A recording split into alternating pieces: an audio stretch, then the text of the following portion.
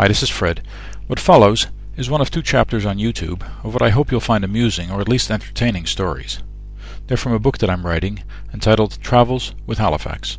It's sort of a cross between A Year in Provence and Gilligans Island, as we spend half of our retirement on an old farm in France and the other half on a sailboat in the eastern Mediterranean. One of the stories is the tragic and premature demise of Maurice.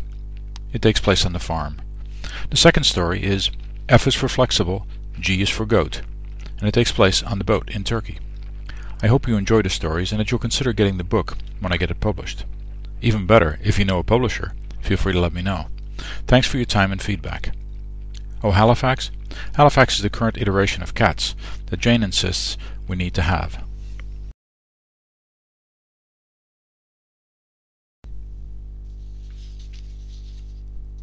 F is for flexible, G is for goat. How do you tell the difference between a goat and a sheep? One of the key identifiers is the tail. Tail up, it's a goat. Tail down, it's a sheep.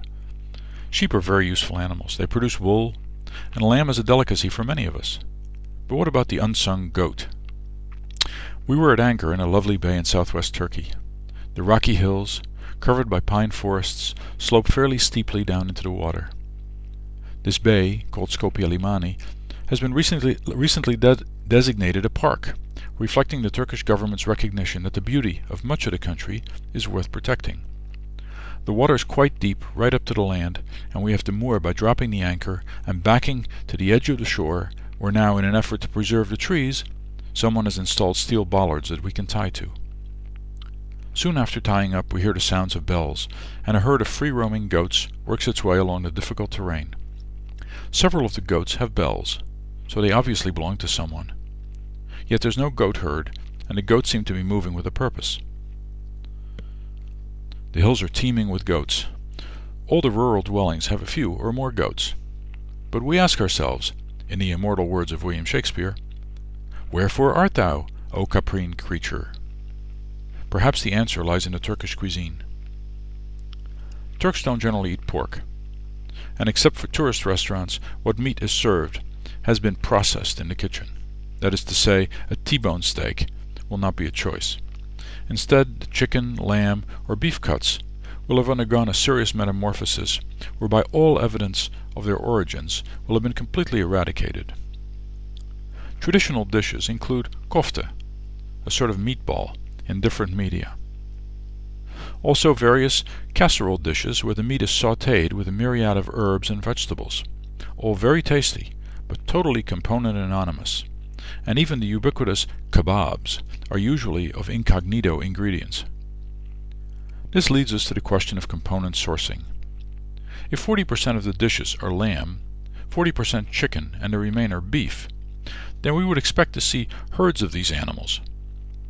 Yet we've never seen a herd of cows of any kind in Turkey. Yet milk and white cheese are abundant. However, the milk is almost always UHT.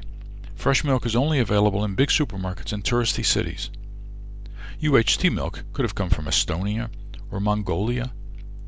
Cheese and yogurt are plentiful everywhere, but what makes us think that they're made from cow's milk? Furthermore, meat that has been marinated and slowly simmered with vegetables and herbs loses its source taste. Since we can distinguish goats from sheep on the hoof, it's clear that we rarely see our woolly friends while their raised tail relatives are everywhere.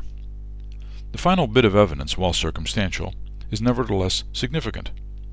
Goat is almost never on the menu. So what happens to all those goats and all that goat's milk? Could the goats just be decorative, and their milk used as fertilizer? Or shipped to France? Not likely. After painstaking research, I've concluded that the issue is one of semantics and marketing. I propose that there are 4 distinct species of goats in Turkey: the beef goat, the lamb goat, the chicken goat, and the goat goat. To simplify marketing, these are simply abbreviated to beef, lamb, chicken, and goat. The rarest of these, the species goat goat, being fairly tough, is of course only kept as a pet, never consumed. The next part of this project will be to discover how the Turkish cheese industry has managed to limit a country of 70 million cheese consumers to just two kinds of cheeses, white and yellow, and how it's created a culture that produces a universally bland and almost totally homogeneous white cheese and an equally invariable yellow cheese. Most interestingly, how these cultures can be used with any kind of milk to still produce a cheese of exactly the same taste. This is Fred on Escape Key in Turkey.